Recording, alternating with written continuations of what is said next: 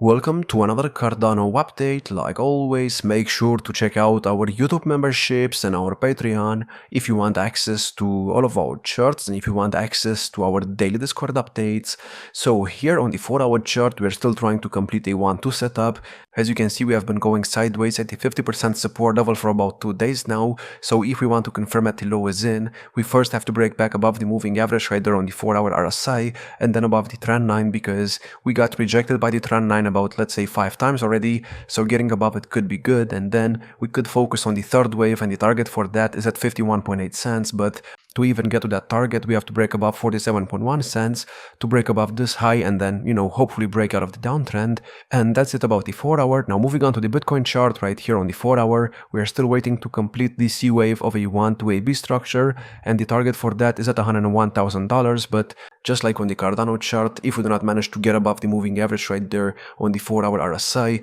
this could always get invalidated. And please keep in mind, if we drop below the 0.76 support level right here of the B wave, which is at $85,900, that could mean that right now we could be heading in the fifth wave of this 1, 2, 3, 4, 5 setup, and the target for the fifth wave to the downside of an A wave of an ABC for the bear market could even be at about $70,000. So that's the worst case scenario, at least in the short term, and if we do not want to do that, we have to stay above support right here and we have to break above resistance. Resistance is between $92,000 and $101,000. Getting to my third wave target would pretty much confirm that we're no longer in a 1, 2, 3, 4, 5 setup, because it will not really make sense for the fourth wave to the upside to get above the 0.618. Obviously, it does not completely invalidate the scenario, but it,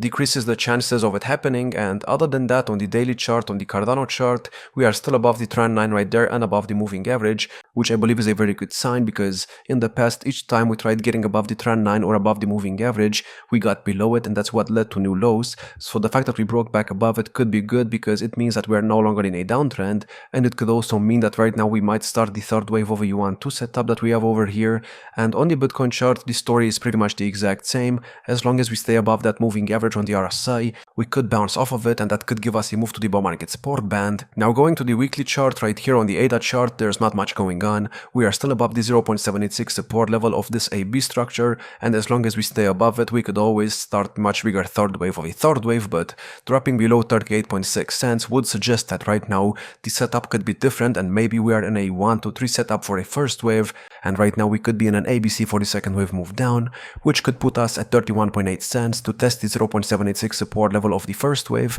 That's the worst case scenario, and I think dropping to 31.8 cents would put us in the oversold territory on the weekly chart, which would be pretty good in my opinion, because the last time we got to the oversold territory was right here at about 24 cents, and then after that we got above the bull market support band. And by the way, in the past, Cardano only got to the oversold territory once, and then after that it bounced, so I think that's very important. And right now, like I said, as long as we manage to hold above support, we should get a move to the bull market support band and test it, and we'll see what happens after that. But on the Bitcoin chart, the story is a bit different, because right now we're still waiting to test the other trend line right there on the RSI, and until we get to it, I'm not going to be able to confirm that we're going to extend the cycle, because right now if we drop below this other trend line, which was used as support back in 2020 during the pandemic drop over here, it could mean that we are already in a bear market. But let's say Bitcoin drops below the trend line right there and even gets to $70,000 to complete the much bigger fifth wave of a 1, 2, 3, 4, 5 setup to the downside for an A wave. That could be bullish, because during that time we could get in the oversold territory on a weekly,